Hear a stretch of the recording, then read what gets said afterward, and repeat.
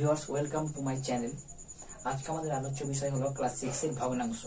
অর্থাৎ ভগ্নাংশ কাকে বলে, ভগ্নাংশের প্রকারভেদ, ভগ্নাংশের যোগ বিয়োগ, এই সমস্ত নিয়ে আজকে আমরা আলোচনা করব। তো দেখা যাক।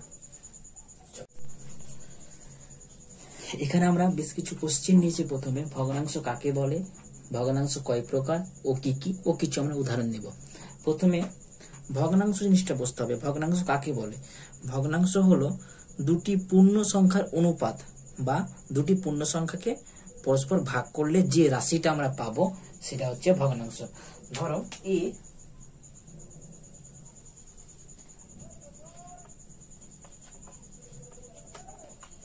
এ এবং বি দুটি পূর্ণ সংখ্যা। এই এ এবং বি এরা পরস্পরকে ভাগ করলে এ বাই বি, তাহলে এই যে আমরা রাশিটা পেলাম, এই রাশিটা হচ্ছে একটা ভগ্নাংশ। এখানে উপরের অংশটাকে বলবো আমরা লব আর নিচের অংশটাকে বলবো বি, যেখানে বি অবশ্যই নট ইকুয়াল টু 0 হবে। বি এর মান এখানে অবশ্যই 0 হবে না।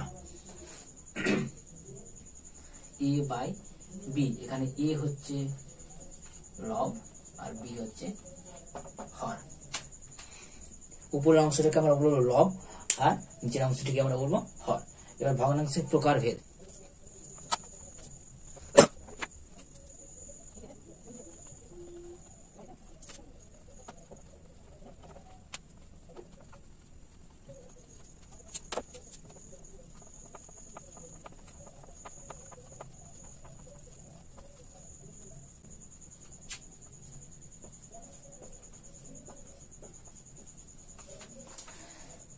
এখানে আমরা দেখছি যে ভগ্নাংশের প্রকারভেদ। ভগ্নাংশ হচ্ছে মূলত দুই প্রকার, সাধারণ ভগ্নাংশ আর দশমিক ভগ্নাংশ।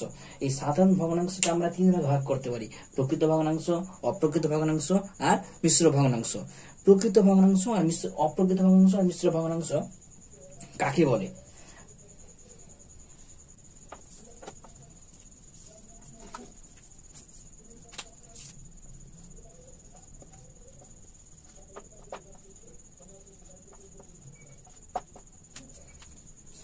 উপরে দেখো লেখা আছে ভগ্নাংশ ইকুয়াল টু লব বাই হর। উপরের অংশের উপরের যে নাম্বারটা থাকবে সেটাকে আমরা বলবো লব আর নিচেরটাকে বলবো হর। যে দুটি পূর্ণ সংখ্যা থাকবে, দুটি পূর্ণ সংখ্যা, ধরো এ একটা পূর্ণ সংখ্যা, বি একটা পূর্ণ সংখ্যা, তাহলে এ ও বি এর যে অনুপাত আমরা পাবো সেটা হচ্ছে ভগ্নাংশ, সেটা হচ্ছে ভগ্নাংশ। তাহলে এ বাই বি, ধরো 3 একটা পূর্ণ সংখ্যা, 5 একটা পূর্ণ সংখ্যা, তাহলে 3/5 এই রাশিটাকে, যে রাশিটা পাবো ডিভাইড করে হোক বা অনুপাত করে বা ভাগ করে, একটা রাশিকে, একটা নাম্বারকে অপর একটা পূর্ণ সংখ্যা দিয়ে ভাগ করলে যে রাশিটা পাবো সেটা হচ্ছে ভগ্নাংশ। উপরের অংশটাকে বলবো লব আর নিচের অংশটাকে বলবো হর। এটা হর, এটা লব। তো প্রকৃত ভগ্নাংশ, অপ্রকৃত ভগ্নাংশ আর মিশ্র ভগ্নাংশ কাকে বলে? উপরের লবটা যদি ছোট থাকে আর হরটা যদি বড় থাকে, ওখানে দেখো লেখা আছে 3/5। থ্রি কোনটা? লব কোনটা? 3 আর হর হচ্ছে 5। এখানে লব হচ্ছে ছোট, 3 হচ্ছে ছোট আর 5টা হচ্ছে বড়, অর্থাৎ লব হচ্ছে ছোট, হর হচ্ছে বড়। তাহলে সুতরাং এই 3/5 এই যে ভগ্নাংশ, এই আকারটাকে বা এই রাশিটাকে আমরা বলবো এটা একটা প্রকৃত ভগ্নাংশ। এই ভগ্নাংশটাকে আমরা বলবো প্রকৃত ভগ্নাংশ।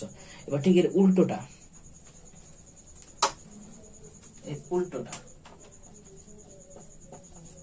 5/3 ওখানে দেখো 5 হচ্ছে বড়, অর্থাৎ লব হচ্ছে বড় আর হর হচ্ছে ছোট, সুতরাং এটা প্রকৃত ভগ্নাংশ নয়। তাহলে মনে রাখতে হবে প্রকৃত ভগ্নাংশে লব থাকবে ছোট, প্রকৃত ভগ্নাংশে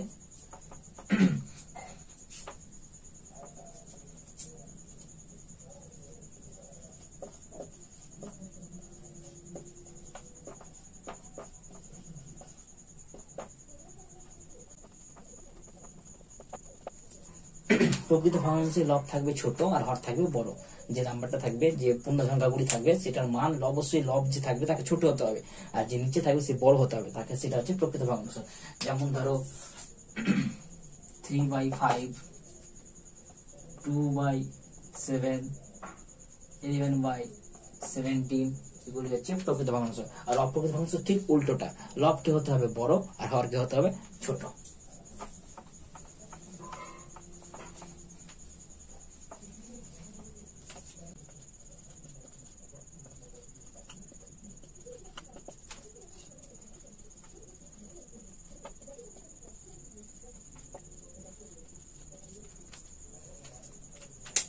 অপ্রকৃত ভগ্নাংশ আমরা দেখছি যে লবকে হতে হবে বড় আর হরকে হতে হবে ছোট। আমরা যদি কিছু উদাহরণ নিই তাহলে দেখতে পাবো যে যেমন ধরো 982 3 2 13/9 এই সমস্ত গুলি হচ্ছে অপ্রকৃত ভগ্নাংশ, যাদের লব হবে বড় আর হর হবে ছোট। এগুলো হচ্ছে অপ্রকৃত ভগ্নাংশ। আরেকটা বাকি থাকলো আমাদের মিশ্র ভগ্নাংশ। এই মিশ্র ভগ্নাংশ কি?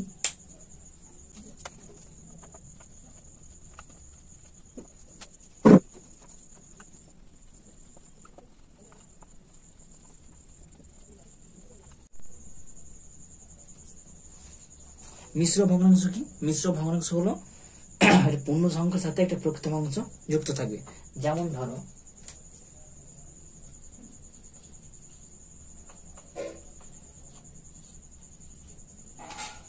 6 পূর্ণ 4 7। এখানে 6 যে পূর্ণ হয়ে আছে, এই 6টা হচ্ছে একটা পূর্ণ সংখ্যা, আর তার সাথে যে যুক্ত আছে একটা প্রকৃত ভগ্নাংশ। দেখো লব ছোট আর হর বড়, তাহলে এটা হচ্ছে প্রকৃত ভগ্নাংশ। একটা পূর্ণ সংখ্যার সাথে একটা প্রকৃত ভগ্নাংশ যুক্ত থাকবে, তখন সেটা হচ্ছে একটা মিশ্র ভগ্নাংশ। এবার এই মিশ্র ভগ্নাংশকে যদি ভেঙে আমি একটা ভগ্নাংশে করি, প্রকৃত বা অপ্রকৃত মানে ভগ্নাংশ করি, তাহলে দেখবে সেটা অবশ্যই সবসময় একটা মিশ্র ভগ্নাংশকে ভাঙার পর সেটা অবশ্যই অপ্রকৃত ভগ্নাংশ আসবে।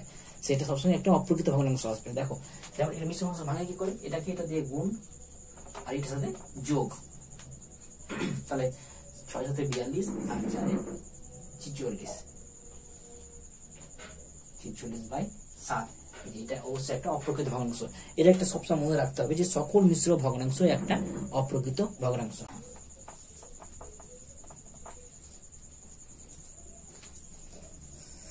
এবার আমরা কিছু উদাহরণ নিব আর আমরা দেখব কোনটা প্রকৃত কোনটা অপ্রকৃত ভগ্নাংশ।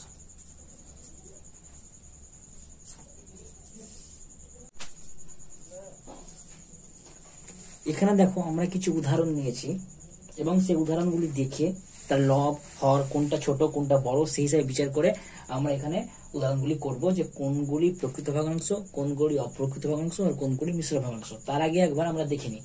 ভগ্নাংশ মানে হচ্ছে লব বাই হর, উপরের অংশটাকে বা উপরের নাম্বারটাকে বলবো লব, আর নিচের যে সংখ্যাটা পূর্ণ সংখ্যাটা থাকবে সেটাকে আমরা বলবো হর।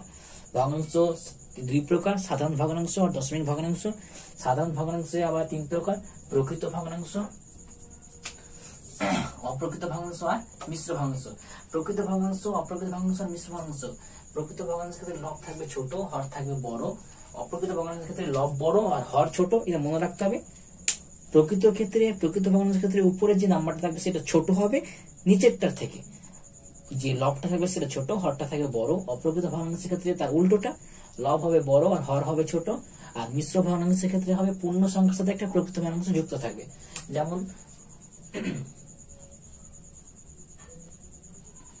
3 পূর্ণ 4/5। এখানে 3 যদি একটা পূর্ণ সংখ্যা হয়, তার সাথে 4/5 একটা প্রকৃত ভগ্নাংশ, তাহলে এই যে প্রকৃত ভগ্নাংশটাকে ভাঙবো সেটা হবে 3কে 5 দিয়ে গুণ, 3 5 15, 15 সাথে 4 যোগ করতে হয়, তাহলে সেটা হবে 19/5। তাহলে সেটা হচ্ছে একটা অপ্রকৃত ভগ্নাংশ। অবশ্যই মনে রাখতে হবে মিশ্র ভগ্নাংশ মানে একটা অপ্রকৃত ভগ্নাংশ। এবার আমরা উদাহরণগুলো করি। ফার্স্টে যে উদাহরণটা আছে, যেমন দেখো 2/3, 2/3। উপরে যে লব রয়েছে সেটা হচ্ছে 2 আর হর রয়েছে 3।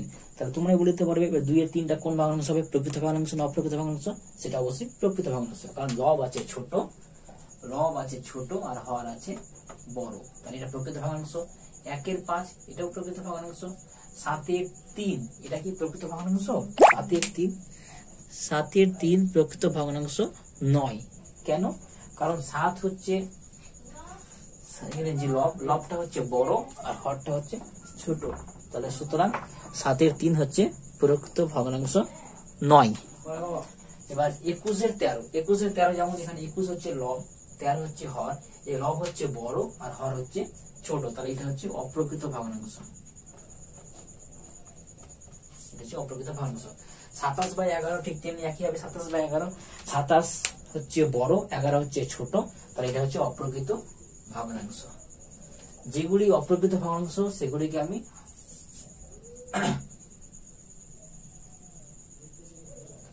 যেগুলি প্রকৃত ভগ্নাংশ সেগুলিকে মার্ক করব, আর যেগুলি অপ্রকৃত নয় সেগুলিকে মার্ক করব না, ঠিক আছে? আর 6 পূর্ণ 4 এইভাবে একটা সংখ্যা হবে, এটা অবশ্যই মিশ্র ভগ্নাংশ। 19/31 এটা হচ্ছে প্রকৃত ভগ্নাংশ, লব ছোট হর বড়।